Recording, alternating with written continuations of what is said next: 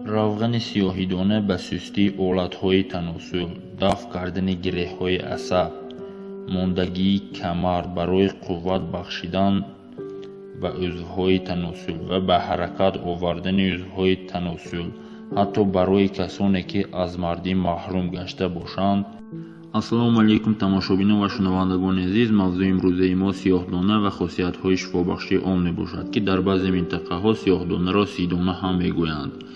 ин яке аз тухмҳои растаниҳое мебошад ки ба организми инсон бисёр фоида дорад. масалан ба касалиҳои ё ки ба бемориҳои рехтани мӯи сар, дар бадан пайдо шудани доғҳои сафед ё ки зуком ё ки дардҳои бинӣ, дардҳои чашм ва иллатҳое ки дар дохили рӯдаю меъдаҳо пайдо мешаванд ё ки шамолхории дандонҳо ва дигар бемориҳо хосияти шифобахшӣ дорад. то охир моро гӯш кунед, зеро мо чӣ гуна истифода бурдани онро ба шумо мефаҳмонем. сиёҳидона яке аз растаниҳое мебошад ки ба организми инсон хеле фоидаи бисёр дорад. қувваташ то 7 сол боқӣ мемонад. инро бихӯранд ва гузошта банданд, сурфаи хунукзада ва рим қай карданро таскин медиҳад.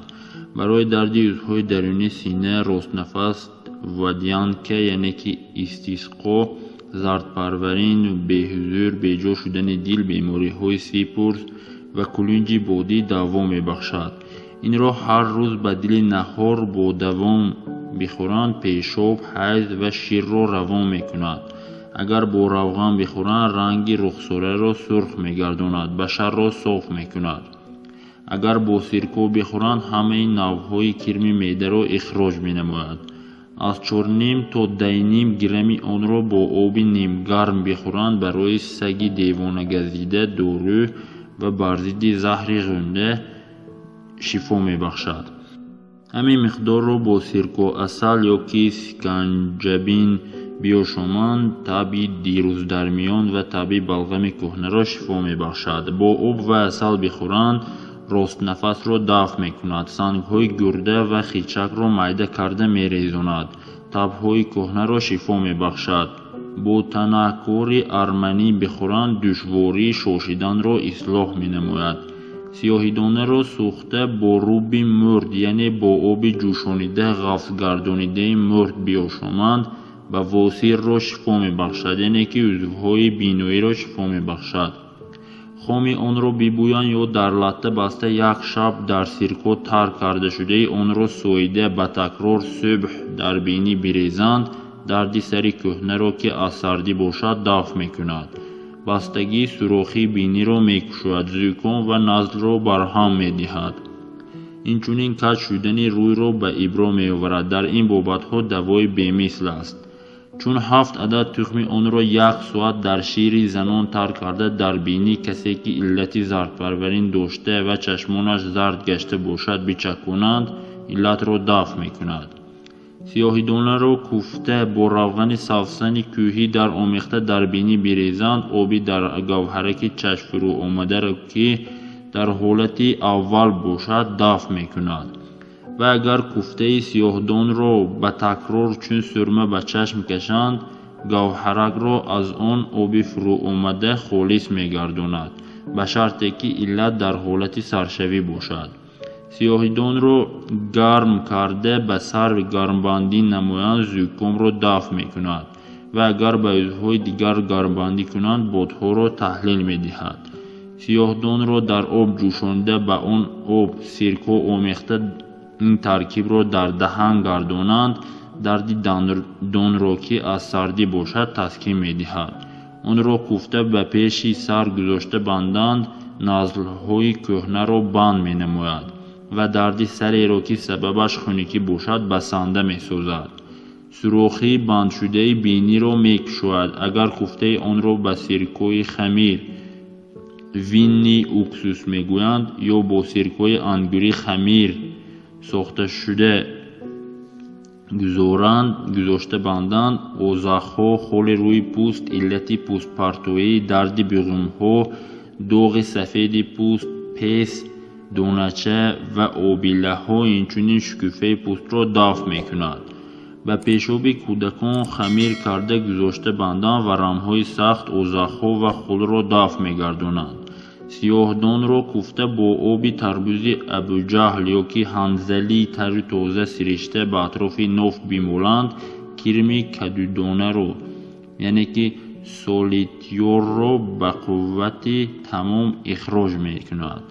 با آب درمانی تر درآمیخته بیمالند، کرم‌های دراز شکم را به شست اخراج می‌نماید. سیاهدان را مهین آس کرده به خون کورشپرک یا با خون فرشترک و یا با خون مار افی درآمیخته بیمالند، داغ سفید پوست را دفع می‌کند. با عسل و روغن سرشته بیمالند، اگر بچه‌دان هنگام آمدن حیض درد می‌کرده باشد، درد آن را شفا می‌بخشد. با روغن گل سرخ سرشته بیمالند، قطر را خواه تر باشد و خواه خشک باشد شفا می‌بخشد. سوخته آن را با موم روغنی که از موم زنبور عسل و روغن سوسن ترتیب داده یا در روغن حنا گداخته باشند درآمیخته گذاشته بندند، سر کل را صحت می‌کند، ریختن موی را منع می‌نماید و در سر کل موی را می‌رویاند. برای این کار به تکرار باید گذاشته بندند. سیاهدان را اندک بریان کرده کوفته با گلاب خمیر سوخته گذاشته بندند، زخم‌های سوداوی ساق پا را دفع می‌کند. و پیشاب کودکان خمیر کرده گذاشته بندند، ریشه‌های سر را که رطوبتش مانند عسل باشد و دیگر ریشه‌های تر را که از سردی باشد شفا می‌بخشد. سیاهدان را تا بویش برآمدن بریان کنند، این را سیاهدان بوداده می‌نامند. سیاهدانه بوداده کوفته در روغن زیتون پخته 3-4 قطره از آن روغن در بینی چکانند، زکامی را که با عطسه بسیار باشد دفع می‌سازد. ولی اگر سیاهدان را از حد زیاد بخورند، آدمان گرم‌مزاج را به درد گلو گرفتار می‌کند. دوای این درد سرکه‌های ترد کرده خوردن است. اینچنین به گرده هم زیانکار است. دوای این خوردن قطیرا می باشد. مقدار یک بار خوردن از سیاهدانه در یک روز برای آدمان خنک تا 7 گرم است، ولی برای کسانی گرم‌مزاج تا 175 گرم می باشد. اگر سیاهدان یافت نشود، به جای آن ارپپودیان بخورند روا می باشد و اینچنین نصف وزن آن تخم شبید را خوردن نیز جایز است. از سیاهدان روغن هم تیار می کنند که این با راه‌های گوناگون حاصل کرده می شود. مثلا یکی از راه‌های آنها بگیرند در تناسب 70 گرم سیاهدانه 17-15 گرم روغن بادام تلخ، هر دو را یک جا بکوبند، بر آن اندک آب گرم پاشیده، بعد با شدت فشار داده روغن آن را بستانند. دوم کلبه را در حجم خواهش گرفته به آن گل بوته بمالند و درون آن را تا گردنش از سیاهدانه پر سازند و در گلوی کلبه لیف زغیرپایه جا نمایند.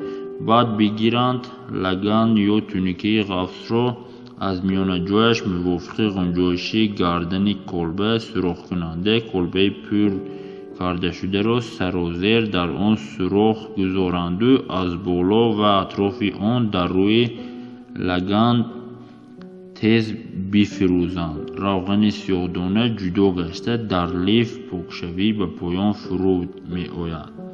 سوم، یک مقدار معین سیاهدانه را در 8 برابر وزن آن آب شیرین یک شبانه روز تر کرده، بعد تا چارک آب مانند بجوشانند و آن را از متوی بافتش زیج گذرانیده صاف نموده در ظرف از بالایش روغن کنجد تازه یا روغن زیتون 2 برابر آن آب انداخته با آتش ملایم بجوشانند تا آب بخار شده روغن بماند.